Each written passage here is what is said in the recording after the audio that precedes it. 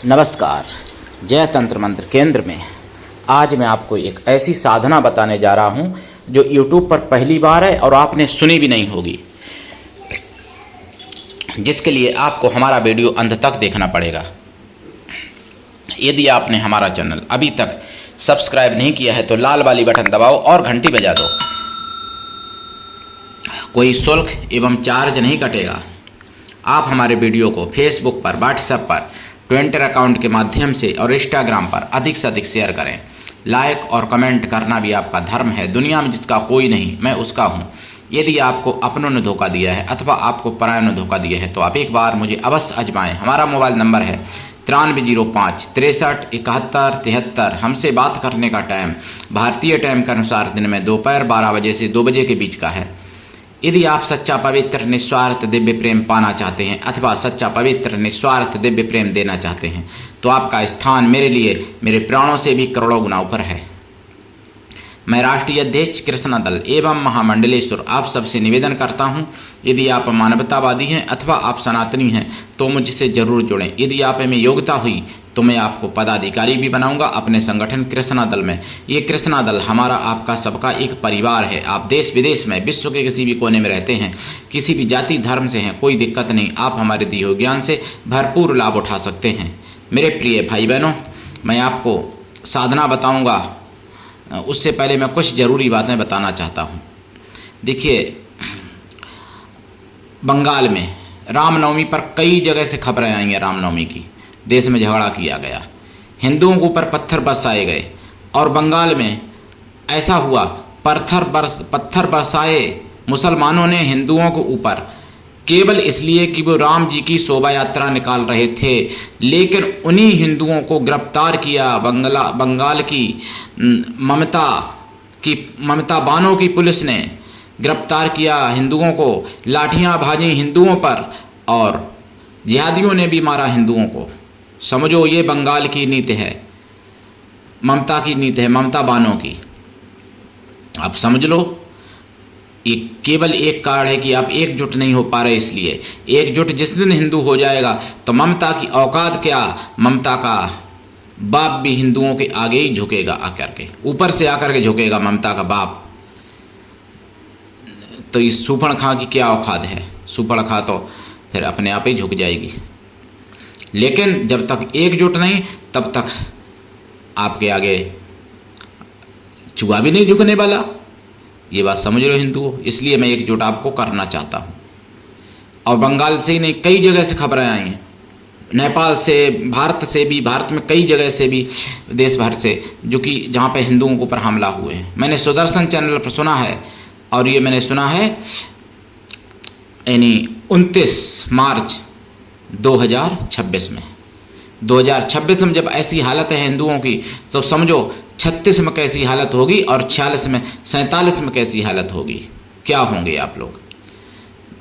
इसलिए मैं 4 उपाय हमेशा बताता हूँ। अब मैं आपको जो साधना बताने जा रहा हूँ, इस साधना से आप सारे कार्य अपने सिद्ध कर सकते हैं, सभी प्रकार के दुख दरिद्र मिटा सकते हैं।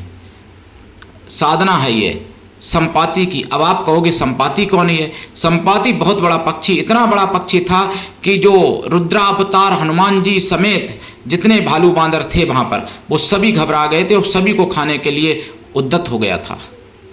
जटायु का भाई था। इतना बड़ा, इतना शक्तिशाली पक्षी था। वो कोई साधारण पक्षी नहीं हो सकता, ध्यान रखना।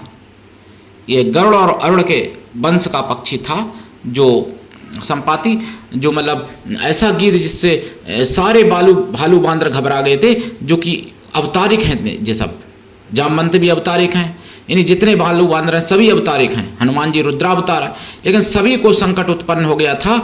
केवल इसके कहने मात्र से ये सभी को खाने के लिए तैयार हो गया था संपाति। उन संपाति की साधना आज मैं आपको बताने जा रहा हूं। आप क्या जानते हैं कि संपाति की साधना से क्या क्या कार्य हो सकते हैं? देखिए, साधना से पहले आपको शुद्ध शाकाहारी तो होना ही पड़ेगा और आपको राम भक्त भी होना पड़ेगा। अगर ये आप साधना करते हो तो गुरु मंत्र और गणेश मंत्र आपको सिद्ध होना चाहिए, क्योंकि ये साधना साधारण साधना नहीं है। कहने को तो पक्षी की है साधना, लेकिन ये दिव्य पक्षी है। ये गरुड़ जी जैसे हैं मतलब पक्षियों के राजा, ऐसे ये भी एक दिव्य पक्षी हैं जिनकी ये साधना है। इनकी साधना से आप सभी कुछ प्राप्त तो कर ही सकते हैं, और आपकी दृष्टि हमेशा के लिए तेज हो सकती है। दृष्टि का संकट आजकल ज़्यादा आता है, मैं देखता हूँ छोटे छोटे बच्चों के चश्मा लग जाता है। तो आप संपाति की साधना करके देखिए, आप भी कहेंगे कि क्या है।